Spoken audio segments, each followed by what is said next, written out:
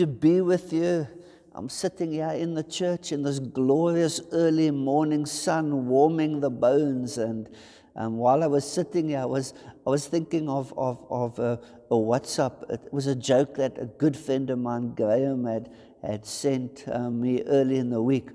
And I obviously had a good giggle at it because, according to my wife, I just got like a wicked sense of humor, and I find the weirdest things funny, and that's true, I must say.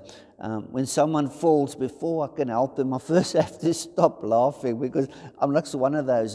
It flows, and often puts me in a difficult position because I laugh at inappropriate times, like if someone had to fall.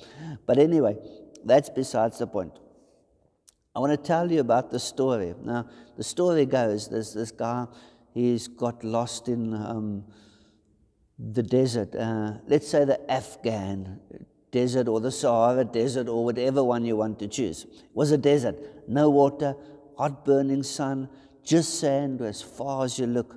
And this guy's lost, and he's crawling along, and he begins to see, like they call it, you see a mirage, and it looks like water, and he crawls in, it's just more sand, and he's really getting desperate now. It's been a couple of days without water, and he's really in a poor state, and he's getting weaker, and he's getting weaker.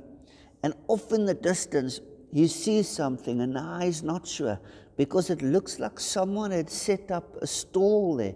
And he first thought, man, my mind's playing tricks on me. The sun is really getting to me, and this dehydration is taking its effect. But the closer he crawls, the more he realizes, but this is true. There is a shop, a stall been set up in the middle of nowhere. There's just sand all around us and dunes, and someone has set up a shop there. So he gets closer, and he sort of realizes, man, I've made it. I'm going to be okay. I'm going to get water here. I'm going to be refreshed. I'll be okay. And as he crawls nearer, there's this Cindy, a tailor, and he set up a stall, and he's selling these beautiful ties. So this guy crawls closer. He says, sir, I'm so thirsty. Have you got some water for me? The tailor looks at him and says, I'm sorry, sir, there's no water here.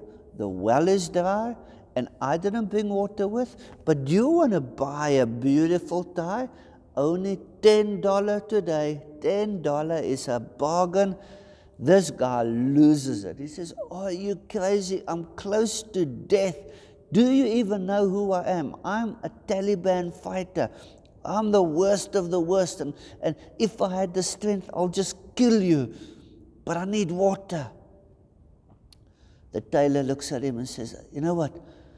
I'm going to prove to you I'm a better man than you. If you crawl over the sand dune, it's quite high, but about 1.5 kilometers other side the sand dune, there's a British Army officers' mess. It's their camp. If you go there, they got cold water, and they got food. And this guy is just still so distraught and so thirsty and so weak, he doesn't even answer. He just starts to crawl over that hill. And the tailor calls him back. He says, sir, before you go, are you sure you don't want to buy a beautiful $10 tie? It's a bargain today. And this guy hasn't got the energy to answer him, but if looks could kill, I mean, he would have been like a corpse. Off he goes over the hill. And the tailor sits. And after about 3 hours, he hears this croaking voice. And he turns around, and he has this guy coming back over the hill. And as he gets closer, the tailor thinks, oh, well, he looks like really bad. He's close to death now. Maybe I should go meet him.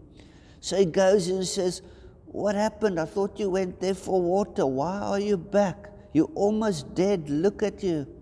This guy looks up with desperation in his eyes and says to him, they won't allow me in.